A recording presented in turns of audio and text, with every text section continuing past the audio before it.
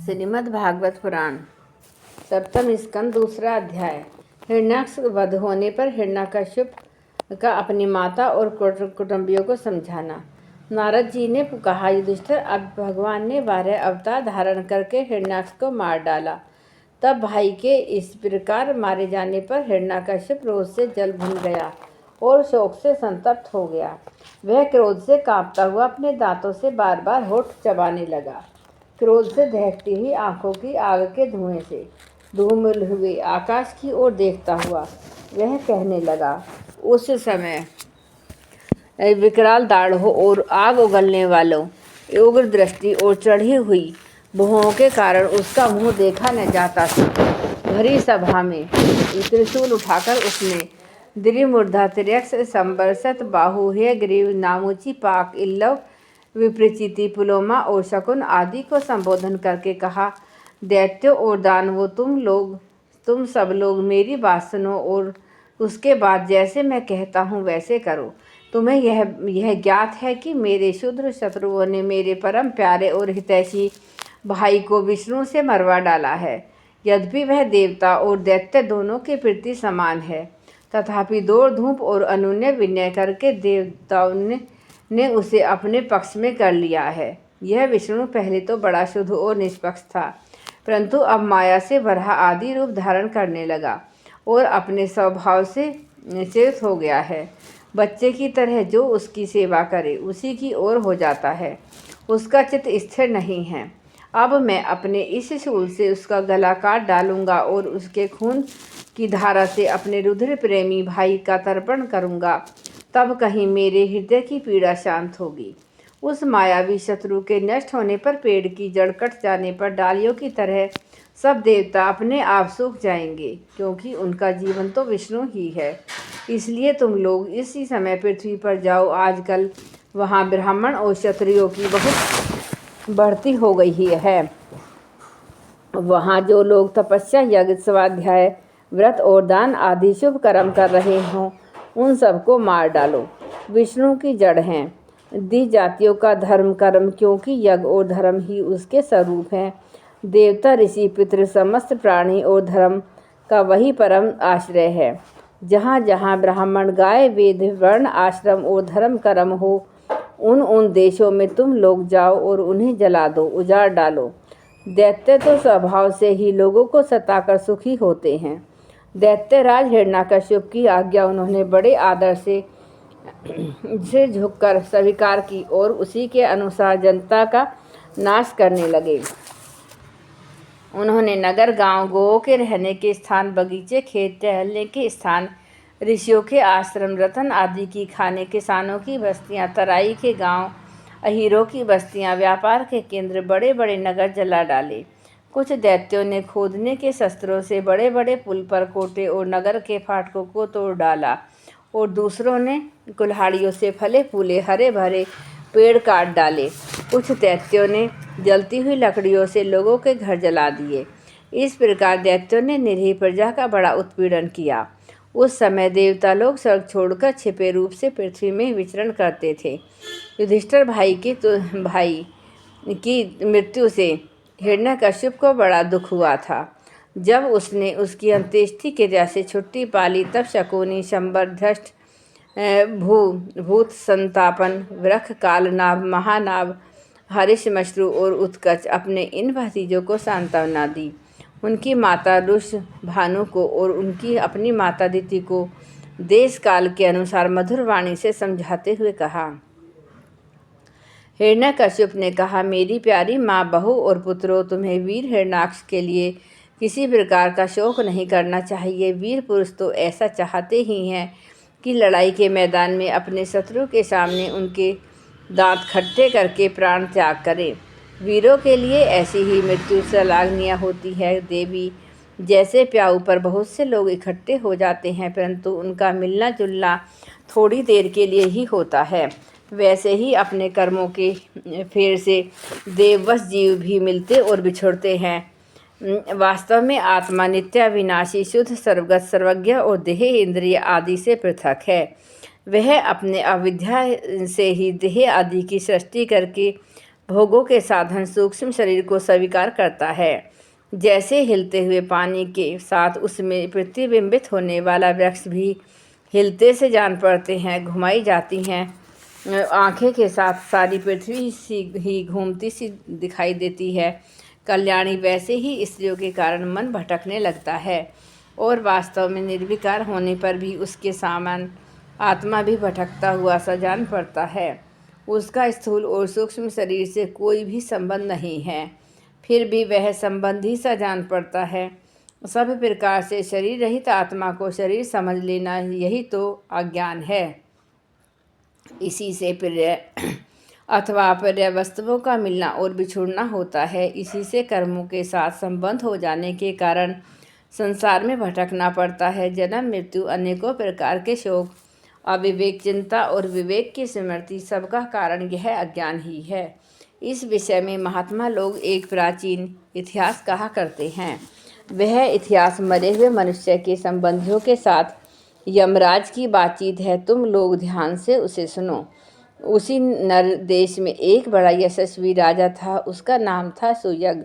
लड़ाई में शत्रुओं ने उसे मार डाला। उस समय उसके भाई बंधु उसे घेर कर बैठ गए। उसका जड़ाऊ कवच छिन्न भिन्न हो गया। गहने और मालाएं तहस नहस हो गई थी। बाणों की मार से कलेजा फट गया था। शरीर खून से लथपथ था। बाल बिखर गए थे। आंखें धंस गई थी। क्रोध के मारे दांतों से उसके होठ दबे हुए थे। कमल के समान मुख धूल से ढका गया था। युद्ध में उसके शस्त्र और बाहें कट गई थीं। रानियों की देववश अपने पति देव उसी नगर नरेश की यह दशा देखकर बड़ा दुख हुआ।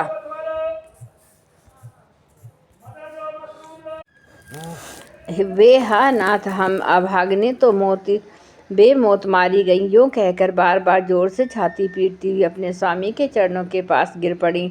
वे जोर जोर से इतना रोने लगी कि उनके कुछ कुकुम से मिलते हुए लाल लाल आंसुओं ने प्रियतम के पाद पदम बखार दिए। उनके केश और गहने इधर उधर बिखर गए। वे करुण क्रंदन के साथ विलाप कर रही थी, जिसे सुनकर मनुष्यों के हृदय में शोक का संचार हो जाता था। हाय विधाता, बड़ा क्रूर है स्वामिन, उसी ने आज आपको हमारी आंखों से ओझल कर दिया।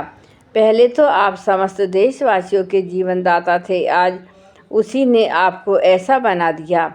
आप हमारा शोक बढ़ा रहे हैं। पतिदेव, आप हमसे बड़ा प्रेम करते थे, हमारी थोड़ी सी से सेवा को भी बड़ी करके मानते थे। हाय, अब आपके बिना हम कैसे रह सकेंगी। हम आपके चरणों की चेरी हैं। वीरवर, आप जहाँ जा रहे हैं वहीं चलने की हमें भी आज्ञा दीजिए। वे अपने पति की लाश पकड़कर उसी प्रकार विलाप करती रहीं। उस मुर्दे को वहाँ से दाह के लिए जाने देने की उनकी इच्छा नहीं होती थी। इतने में ही सूर्यास्त हो गया। उस समय उसी नर राजा के संबंधियों ने जो विलाप किया था, उसे सुनकर वहाँ स्वयं यमराज बालक के वेश में आए और उन्होंने उन लोगों से कहा। यमराज बोले, बड़े आश्चर्य की बात है, ये लोग तो मुझसे शायाने हैं, बराबर लोगों का मरना जीना देखते हैं, फिर भी तुम इतने मूढ़ हो रहे हो। अरे, यह मनुष्य जहाँ से आया था वहीं चला गया। इन लोगों को भी एक न एक दिन वहाँ जाना है। फिर झूठ मूठ ये लोग इतना शोक क्यों करते हैं।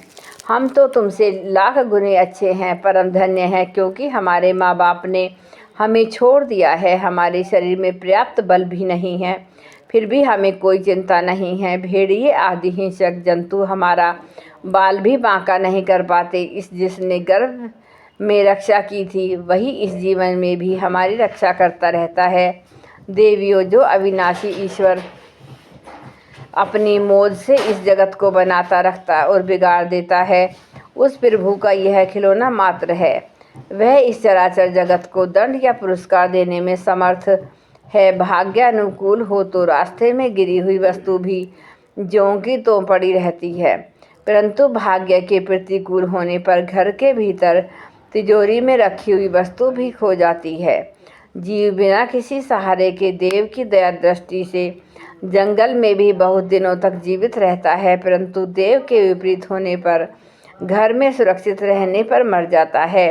रानियों, सभी प्राणियों की मृत्यु अपने पूर्व जन्मों की कर्म वासना के अनुसार समय पर होती है और उसी के अनुसार उनका जन्म भी होता है। परंतु आत्मा शरीर से अत्यंत भिन्न है, इसलिए वह उसमें रहने पर भी उसके जन्म मृत्यु आदि धर्मों से अछूता ही रहता है। जैसे मनुष्य अपने मकान को अपने से अलग और मिट्टी को समझता है, वैसे ही शरीर भी अलग और मिट्टी का है।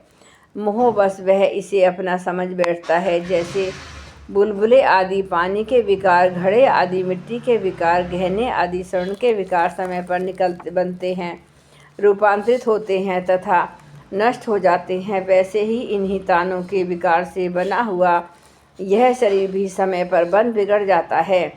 जैसे काठ में रहने वाली व्यापक अग्नि स्पष्ट ही उससे अलग है, जैसे देह में रहने भी वायु का उससे कोई संबंध नहीं है। जैसे आकाश जब जगह एक सा रहने पर भी किसी के दोष गुण से लिप्त नहीं होता, वैसे ही समस्त देह इंद्रियों में रहने वाला और उनका आश्रय आत्मा भी उनसे अलग और निर्लिप्त है। मूर्खों, जिसके लिए तुम सब शोक कर रहे हो, वह सुयग नाम का शरीर तो तुम्हारे सामने पड़ा है, तुम लोग इसी को देखते थे। इसमें जो सुनने वाला और बोलने वाला था, वह तो कभी किसी का नहीं दिखाई दिया, फिर आज भी नहीं दिखाई दे रहा है, तो शोक क्यों है? तुम्हारी यह मान्यता है कि प्राण ही बोलने या सुनने वाला था, सो निकल गया।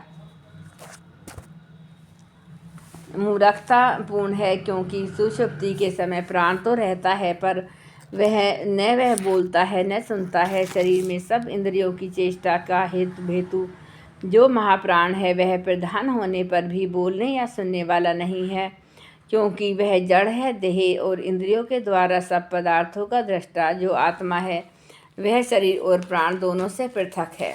यद्यपि वह परिच्छिन्न नहीं है, व्यापक है, फिर भी पंचभूतों, इंद्रियां और मन से युक्त नीचे ऊंच देव, मनुष्य, पशु, पक्षी आदि शरीरों को ग्रहण करता और अपने विवेक बल से मुक्त भी हो जाता है।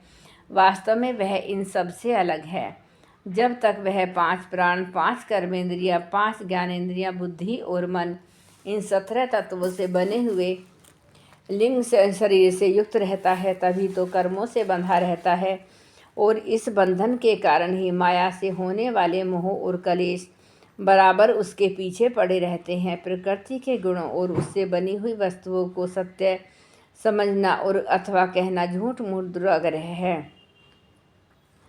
मनोरथ के समय की कल्पित और स्वप्न के समय की दिखने पड़ने वाली वस्तुओं के समान इंद्रियों के द्वारा जो कुछ ग्रहण किया जाता है, वह मिथ्या है।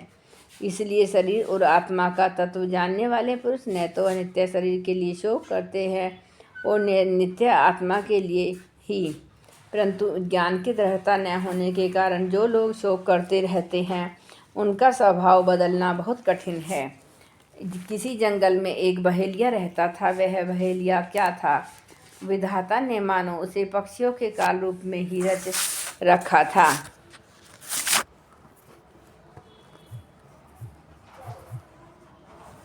जहाँ कहीं भी वह जाल फैला देता है और ललचाकर चिड़ियों को फंसा लेता है। एक दिन उसने कूलिंग पक्षी के एक जोड़े को चारा चुगते देखा। उनमें से उस बहेलिये ने मादा पक्षी को तो शीघ्र ही फंसा लिया। कालवश वह जाल में फंदे में फंस गई। नर पक्षी को अपनी मादा की विपत्ति देखकर बड़ा दुख हुआ। वह बेचारा उसे छुड़ा तो सकता न था, स्नेह से उस बेचारी के लिए विलाप करने लगा। उसने कहा, यूँ तो विधाता सब कुछ कर सकता है, परंतु है बड़ा निर्दयी। यह मेरी सहचरी एक तो स्त्री है, दूसरे मुझ अभागे के लिए शोक करती हुई बड़ी दीनता से छटपटा रही है। इसे लेकर वह करेगा क्या? इसकी मौज हो तो मुझे ले जा। इसके बिना मैं अपना यह अधूरा विधुर जीवन, जो दीनता और दुख से भरा हुआ है, लेकर क्या करूँगा? अभी मेरे अभागे बच्चों के पर भी नहीं जमे हैं। स्त्री के मर जाने पर उन मातृहीन बच्चों को मैं कैसे पालूंगा? ओहो, घोंसले में वे अपनी माँ की बाट देख रहे होंगे। इस तरह वह पक्षी बहुत सा विलाप करने लगा। अपनी सहचरी के वियोग से वह आतुर हो रहा था। आंसुओं के मारे उसका गला रुंध गया। तब तक काल की प्रेरणा से पास ही छिपे हुए उसी बहेलिये ने ऐसा बाण मारा कि वह भी वहीं पर लौट गया। मूर्ख रानियों, तुम्हारी भी यही दशा होने वाली है। तुम्हें अपनी मृत्यु तो दिखती नहीं, उसके लिए रो पीट रही हो। यदि तुम लोग 100 बरस तक इसी तरह शोकवश छाती पीटती रहो तो भी अब तुम इसे नहीं पा सकोगी। हिरण्यकश्यप ने कहा। उस छोटे से बालक की ऐसी ज्ञानपूर्ण बातें सुनकर सबके सब दंग रह गए। उसी नरेश के भाई बंधु और स्त्रियों ने यह बात समझ ली कि समस्त संसार और उसके सुख दुख अनित्य एवं मिथ्या हैं। यमराज यह उपाख्यान सुनाकर वहीं अंतर्धान हो गए। भाई बंधुओं ने भी सुयज्ञ की अंत्येष्टि क्रिया की। इसलिए तुम लोग भी अपने लिए या किसी दूसरे के लिए शोक मत करो। इस संसार में कौन आत्मा और कौन अपने से भिन्न, क्या अपना है क्या पराया, प्राणियों को अज्ञान के कारण ही वह अपने पराये का दुर्ग्रह हो रहा है। इस भेद बुद्धि का और कोई कारण नहीं है।